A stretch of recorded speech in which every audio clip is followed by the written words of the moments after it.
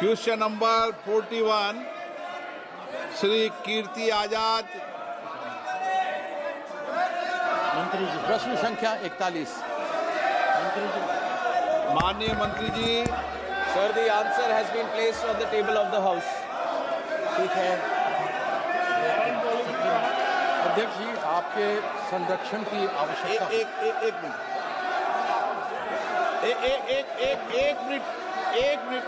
एक minute please. माननीय सदस्यगणों, आपकी चिंता सरकार के ध्यान में है और ये विदेश नीति का मामला होता है, दूसरे देश का विषय है, भारत सरकार के संज्ञान में। इसलिए मेरा आपसे निवेदन है कि प्रश्नकाल महत्वपूर्ण समय होता है और प्रश्नकाल के महत्वपूर्ण समय में मतदाताओं की चिंताएं, उनकी समस्याएं, उनकी कठिनाइयों को हम उठाने का प्रयास करते हैं और सरकार जवाब देती है। बहुत कठिनाई से क्वेश्चन लगते हैं, आप उनको बोलने दें कीर्ति आजाद जी को। आप सहयोगी दल को व्यवधान पैदा कर रहे हैं, उनको नियोजित तरीके से प्रश्न उठाने देना चाहते हैं। नियोजित तरीके से सदन को व्यवधान करना, सदन में गतिरोध पैदा करना, ये संसदीय परंपराओं के अनुरूप नहीं है। मेरा आपसे आग्रह है, आप अपने अपने विषय में उठे। 12 बजे आपका विषय आएगा, उस समय आप चर्चा करना। अध्यक्ष महोदय, मुझे आपके संरक्षण की आवश्यकता पड़ेगी। मैंने प्रश्न पूछा जो पहले भी एक बार पूछा जा चुका है पिछले सदन में। यहाँ पर जवाब 2023 में सिविल एविएशन मंत्रालय ने दिया था और अभी भी उन्होंने कहा है कि नमो drone DD scheme ministry of agriculture and farmers का मैं समझ में आता है। मुझे आश्चर्य है कि civil aviation, department of fertiliser और डिपार्टमेंट ऑफ एग्रीकल्चर में आपसी विरोधाभास है। यदि बिंदु 3.35 स्टैंडिंग कमेटी की रिपोर्ट की आप देखें केमिकल एंड फर्टिलाइजर की, उसमें लिखा हुआ है, and I quote, distribution of 10 drones per village in more than 6 lakh villages is dealt in the Ministry of Civil Aviation. The scheme is not related to Department of Fertilizer.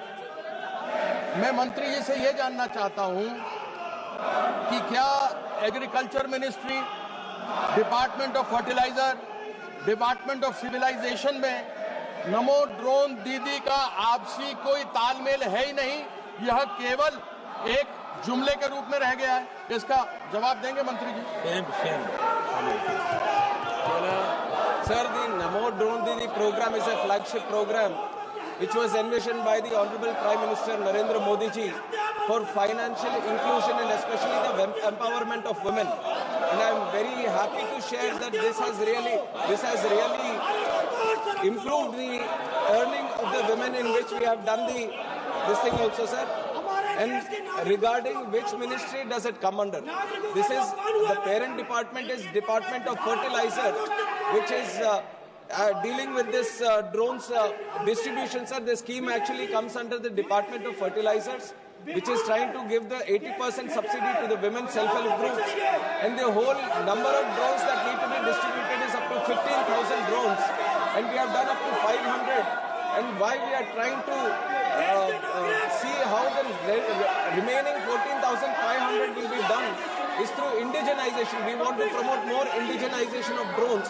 So this is a collective effort. Ministry of Civil Aviation, Ministry of Agriculture, Department of Fertilizer.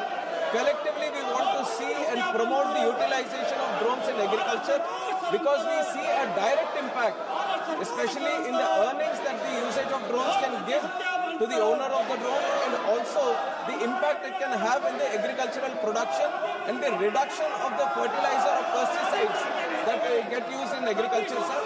And the figure of distributing these 10 drones, this has come up in a discussion between these ministries when we were trying to promote, to look at the potential itself. What will be the potential? We have come up with the aspirational figure that we can have at least 10 drones per village.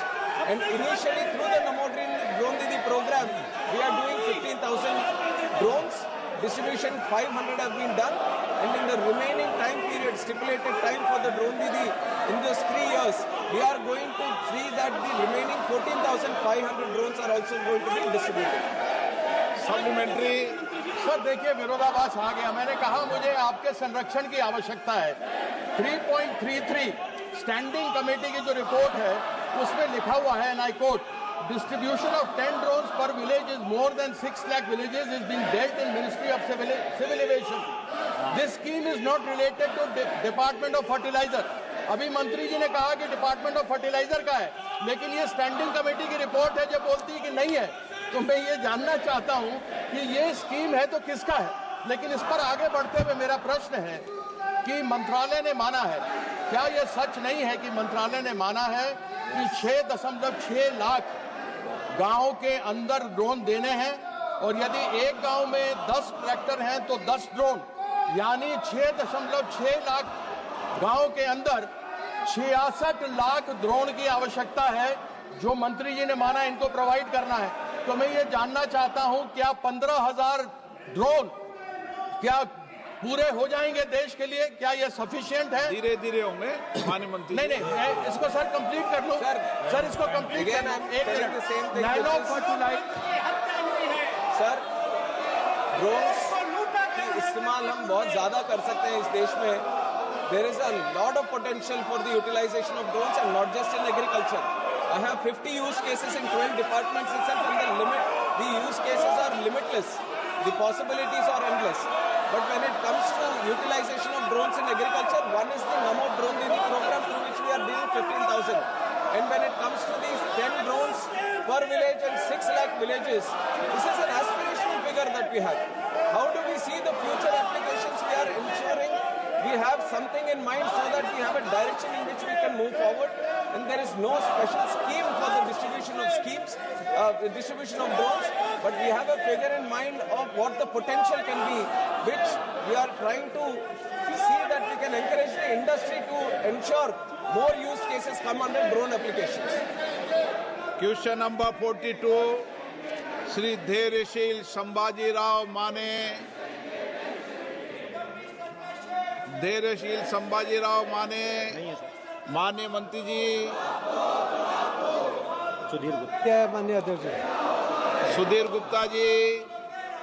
माननीय अध्यक्ष जी, मुझे प्रश्न क्रमांक 42 पर बोलने का अवसर दिया, बहुत बहुत धन्यवाद।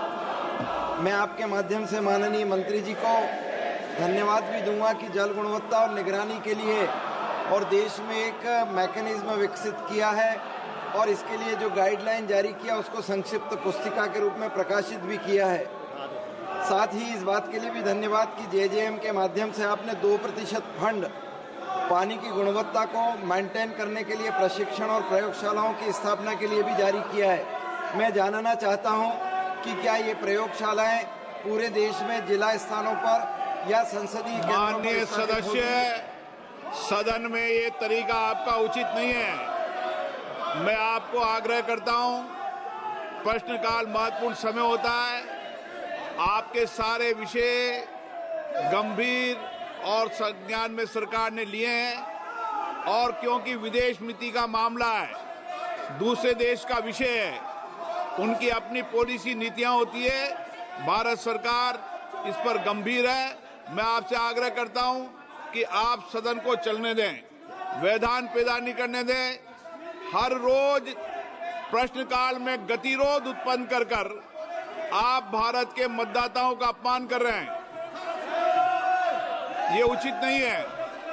मैं पुनः आग्रह करता हूं, आप सदन चलना चाहते हैं, प्रश्नकाल चलाना चाहते हैं, नहीं चलाना चाहते, प्रश्नकाल नहीं चलाना चाहते, सदन की कार्रवाई